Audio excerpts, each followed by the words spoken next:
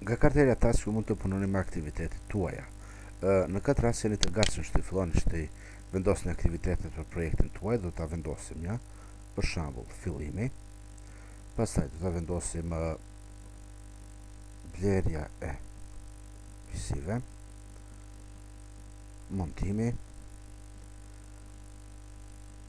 instalimi i programeve, dhe të vendosim një aktivitet tjetër, testimi dhe përfundimi. Tani, duhet që të vendosni kozgjatjen.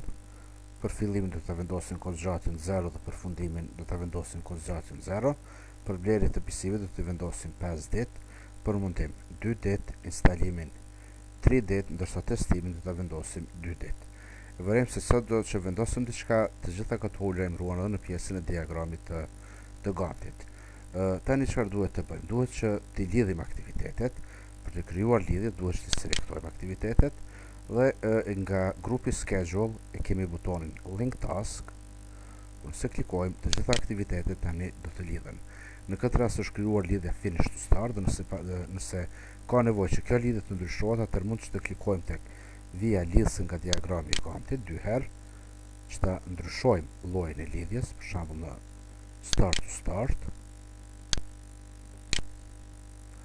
Apo kemi mundësi edhe që të manipulojmë, për shembull të ndryshojmë lidhjen si lidhje finish to finish, ku dy aktivitete duhet të përfundojnë njëkohësisht. Pra vërejmë çdo ndryshim që e bëjmë na reflektohet në diagramin e Gantit.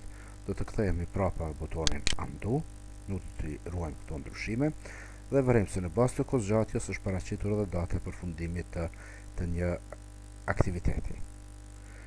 Si opcion tjetër që e kemi nga kartela task, kemi opcionet për formatizim të fontit, ku kemi komandën bold, italic, underline, pastaj ngjyrën, madhësinë e fontit.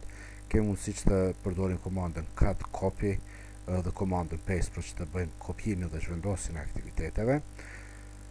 Dhe pastaj kemi mundësi që edhe një aktivitet të ndajmë. Nëse paraqitet nevoja për të ndarë një aktivitet, duhet që zgjedhim komandën split task, të pozicionohemi, të klikojmë dhe sapo e kemi krijuar në ndarje të një aktiviteti. Si opsione tjera që kemi këtu, kemi opsionin, për shembull nëse klikojmë tek task, kemi mundësi që të krijojmë aktivitete të reja, pra do ta krijojmë një aktivitet të ri, new task, e cila nuk ka emër. Pastaj nëse paraqitet nevoja që ta vendosim një aktivitet përsëritës, ta vendosim recurring task, dhe në këtë rast do t'ja vendosim emrin e aktivitetit, për shembull raporti javor, dhe ky aktivitet do të përsëritet çdo javë dhe do të përsëritet çdo të hënë. Do klikojmë OK dhe ja ku lajmërua raporti javor si aktivitet, i cili do ndodh 3 herë gjatë tërë jetës së projektit tonë. Nëse dëshirojmë që ta krijojmë një aktivitet milestone me kozgjatje 0, mjafton që të klikojmë tek milestone, apo nëse dëshirojmë që të krijojmë një aktivitet përmbledhës, mund të klikojmë tek summary dhe të vendoset një aktivitet i cili do të përfshi disa aktivitete të tjera. Përveç kësaj, nga kjo pamje kemi mundësi që të klikojmë në information, dhe atëherë do të na hapet edhe dritarja task information, ku kemi opsionet generale.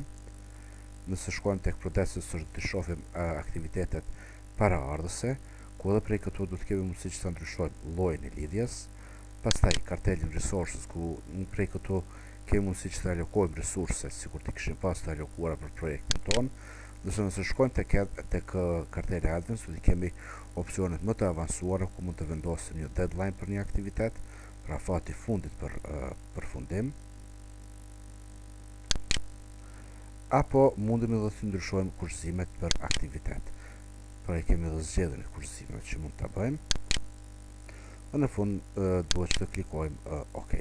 Si opcion tjetër që kemi, mundemi që të shënojmë edhe shënime për një aktivitet. Këtë mund të bëjmë edhe nga kartela information apo nga notes, të klikojmë në notes, për do të hapë dritarja njëjtë, task information, për në këtë rast do të jemi te kartela notes, ku mund të vendosim një koment. Do shkruajmë një koment. OK, dhe në kolonën indicators do të lajmërohet komenti, ku nëse pozicionohemi të shohim notes një koment. Në rast se ndodh që nuk e keni fokusin e diagramit për aktivitetet tuaja, sikur që është rasti tani, dhe në vend që të shkoni me shpletus për të parë diagramin e gantit për aktivitetin e zgjedhur, mjafton që të klikoni tek butoni Scroll to Task dhe fokusi do të zhvendoset tek aktiviteti juaj.